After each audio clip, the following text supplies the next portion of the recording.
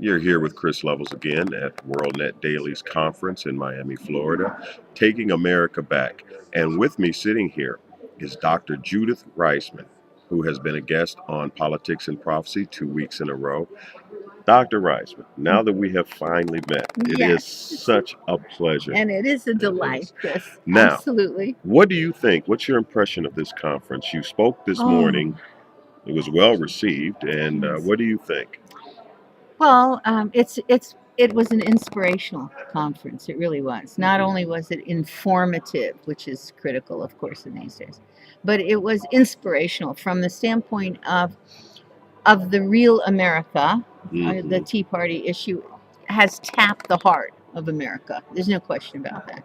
Even our pundits and our Washington cynics are having to admit that based on everything that they have seen in the elections. So from that standpoint, and the commitment to godly principles of these people tells me more than anything else that these are the people that make up America, and these are the people who will be able to take it back. If any human effort with inspirational effort can do that, they'll be able to do that. And they're gathering more and more people around them, around this whole concept of the betrayal of our country, absolute betrayal of our country.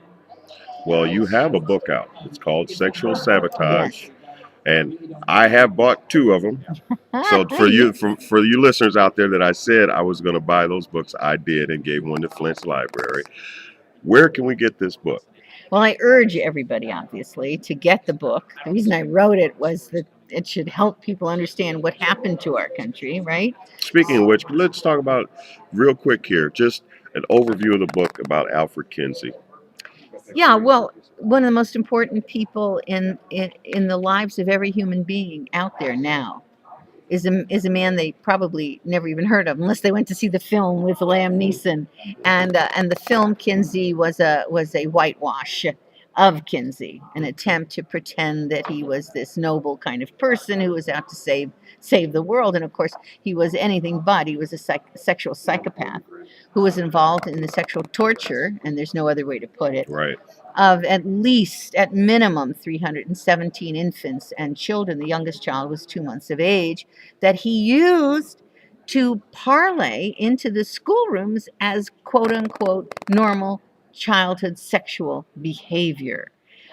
His quote research unquote on those children was the foundation for human sexuality education in the United States of America today. All of it, unless it's strictly abstinence-based. Okay. So that betrayal started at Indiana University, where he taught. He taught zoology. His background was in little insects. And he said that you could measure human behavior, human sexual behavior, the same way that you measure the wingspread of an insect. Yeah, that gives you a sense of the scientific capacity that he brought to this study. And he said that because he himself was a sexual psychopath. He was a sadomasochist himself. He was a. Wait, we don't want to tell too much of the book now. We want to save some for those out there so they'll go buy it. Oh, yes. Well, But anyway. I tell you what, though, we're going to wrap this up. I want to thank you for sitting down Sexual with me. Sabotage is the name of the Sabotage. book. And they can get it at all the bookstores, and they can get it at WorldNet Daily, too. Well, thank you, Doctor. Thank you I very appreciate much, it. Chris. Appreciate being here. We'll be back with another guest. Bye-bye.